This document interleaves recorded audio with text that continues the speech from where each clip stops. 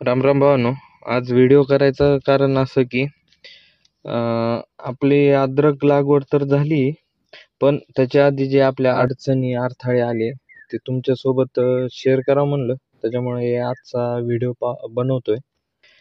सध्या तर पावसाने खूप थैमान घातलेलं आहे, ते तर आपण पाहतोच आहे. यावेळेस वेळेच्या आधीच अवकाळी पाऊस आलाय. हे अशा प्रकारे आपण जे वर व्हिडिओत पाहतोय पूर्ण रानात पाणी पाणी झालं, त्याच्यामुळं खूप अडचणी आल्या. पण हे सगळं पाणी बाहेर काढून आपण रान पुन्हा व्यवस्थित करून लागवड केली आहे. ह्याच्यात घरच्यांनी खूप साथ दिली आहे, घरच्याबरोबर मित्रांनी पण खूप साथ दिली आहे. हे सगळं अडचणी तर खूप आल्या, ह्यात अक्षरशः मी खचून गेलो होतो.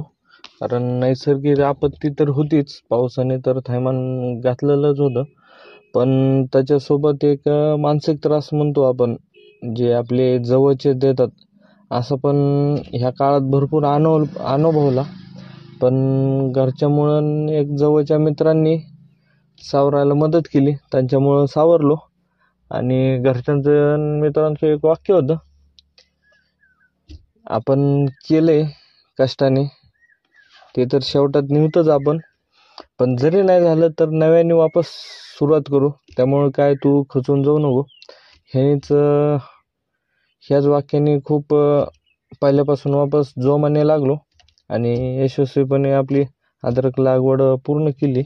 याच दिवसात एका मित्राने मला वाक्य सांगितलं होतं की आपण निवडलेला मार्ग कधीच सोडायचा नाही.